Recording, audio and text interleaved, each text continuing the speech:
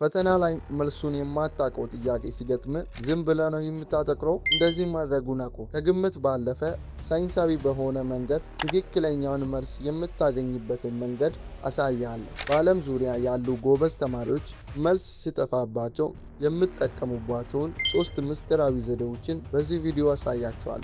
ውጤታችሁን ለመቀየር ቪዲዮውን እስከ መጨረሻ ማየታችሁን እንዳትረሱ። በተለይ መጨረሻ ላይ የምነግራችሁ ዘዴ ውጤታችሁን ኮምፕሊትሊ ይቀይርላችኋል። ለቻናሉ አዲስ ከሆናችሁ ኢዩኤል ቲፕስን ሰብስክራይብ አድርጉ። አሁን ወደ ቪዲዮ። አንደኛ ዘ ሌንግዝ ኤንድ ኮንቴክስት ፕሪንሲፕል ይባላል። ይሄ የርዝመት ህግ ነው። የፈተና አውጪዎች ትክክለኛውን መልስ ሲያዘጋጁ ሁሉንም መረጃዎች አካተው ትክክል መሆኑን ለማረጋገጥ ስለሚጥሩ ብዙ ጊዜ ትክክለኛውን መልስ ከሌሎች ምርጫዎች ረዘም ያለ ወይም ብዙ ዝርዝር መረጃ የያዘ ይሆናል። በተጨማሪም አልዌይስ ወይም ነቨር የሚሉ ቃላት ያሉባቸው ምርጫዎች ብዙ ጊዜ ስህተት ናቸው። ምክንያቱም በዓለም ላይ 100% እርግጠኛ የምትሆንባቸው ነገሮች ጥቂት ስለሆኑ ነው። ሁለተኛው ዘዴ ዘ ኦል ኦፍ ዘ አባቭ ምስጢር ነው። በጥናት እንደተረጋገጠው በፈተናዎች ላይ ኦል ኦፍ ዘ አባቭ የሚል ምርጫ ካለ መልስ የመሆኑ እድሉ ከ152% ነው። ይህ ማለት ምንም ካላወቃችሁ ይህንን መምረጥ የተሻለ ውጤት ያስገኝላችኋል ማለት ነው። ነገር ግን ኔን ኦፍ ዘ አባቭ የሚለው ምርጫ ብዙ ጊዜ እንደ ማዘናጊያ ስለሚገባ መልስ የመሆኑ እድሉ 20% ብቻ ነው። ሶስተኛውና የመጨረሻው ዋናው ዘዴ ኢሊሚኔሽን ወይም የማይሆኑትን ማስወገድ ይባላል።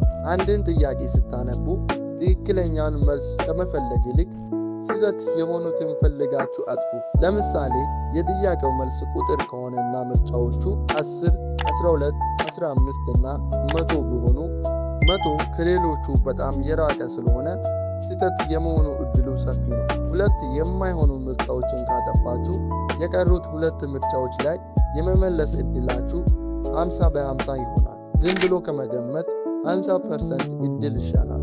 አስታውሱ፣ እነዚህ ዘዴዎች የሚረዷችሁ በደንብ አጥንታችሁ ለጠፋባችሁ ጥያቄ እንጂ ሳታጠኑ ፈተና ላይ እንድትቀመጡ አይደለም። ጥናታችሁን በአክቲቭ ሪኮል እና ስፔስድ ሪፒቴሽን ማጥናታችሁን ቀጥሉ። እነዚህን ዘዴዎች ግን እንደ ፕላን ቢ ተጠቀሙባቸው። ይህ ቪዲዮ ከጠቀማችሁ ላይክ አድርጉት። ለፈተና ለምትጨነቁ ጓደኞቻችሁ ሼር ማድረጋችሁን እንዳትረሱ። ከዚህ ቪዲዮ ውስጥ የትኛው ዘዴ እንደተመቻችሁ ኮሜንት ላይ ጻፉልኝ። ለተጨማሪ ጠቃሚ መረጃዎች ኢዩኤል ቲፕስን ሰብስክራይብ ማድረጋችሁን እንዳትረሱ።